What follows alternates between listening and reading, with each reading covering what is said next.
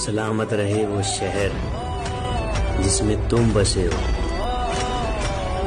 ایک تمہاری خاطر ہم پورے شہر کو دعا دیتے ہیں. اپنے نبی کو تکلیف سے بچانے کی خاطر ہمیں معاف کر دینا. یا اللہ ہماری مثال اس بچے کی ہے جو کاغذ پہ الٹی سیدھی لکیریں لگا کر اپنی اماں. تجھے تیرے رب ہونے کا واسطہ، تجھے تیرے کریم ہونے کا واسطہ،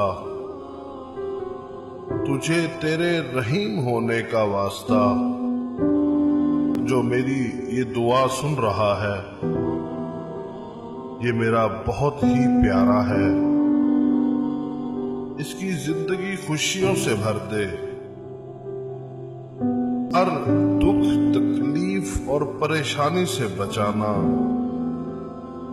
اس کو ہر ناگہانی آفات اور ہر بیماری سے بچانا.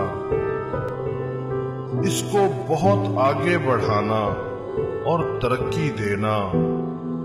آمین. جتنی اس کو تیری ذات سے اس سے زیادہ اس کی مدد فرمانا. آمین. اس کی زندگی میں اجالا بھرنا اور اس کا نصیب اچھا کرنا. یہ دعا ہر اس انسان کو بھیجنا جو آپ کو بہت عزیز ہو.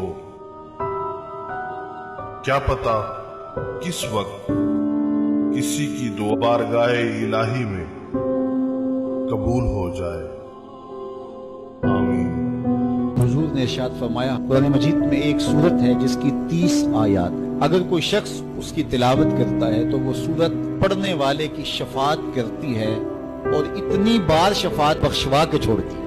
وہ سورت کون سی ہے؟ وَهِيَ تَبَارَكَ الَّذِي بِيَدِهِ الْمُلْكُ. یہ سورت الملک ہے. 30 آیتیں ہیں. جو شخص اس کی تلاوت کرے یہ اتنی بار سفارش اللہ کی بارگاہ میں کرتی ہے کہ اپنے پڑھنے والے